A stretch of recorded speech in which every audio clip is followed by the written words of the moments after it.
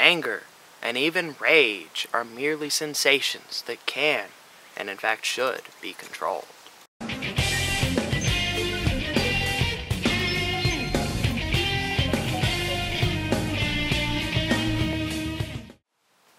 All sensations, emotions, thoughts, feelings, and all of the package of what goes on in your head can be controlled by you, yourself, your conscious mind, the higher part of the self. These feelings, thoughts, and everything are parts of who you are, but they are not the totality of your being.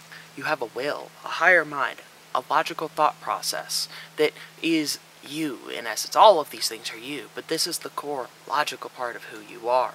You may use this part of yourself to control the rest of this, like with my example at the beginning. Anger and even rage may be controlled. If these things come to you, if you are angry beyond reasoning about something, and you feel like you might do something foolish, back up.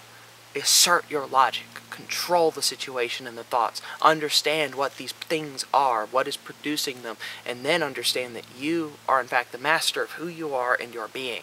Your mind, this thing, is the key to who you are. It is the master control of everything that is you.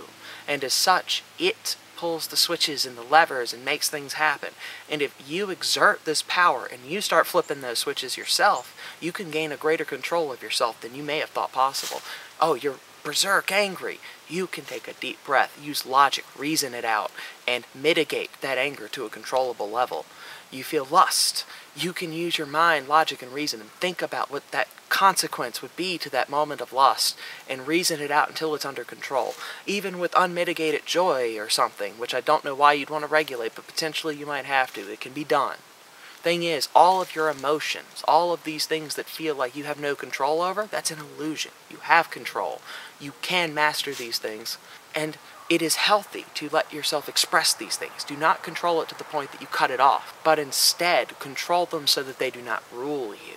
Because if you are ruled by your emotions and your passions without thought, you're basically just an animal then. You're running off instinct, and you're liable to do something one day that you will terribly regret in the grip of anger or hatred, rage or something. Or even sorrow, who knows?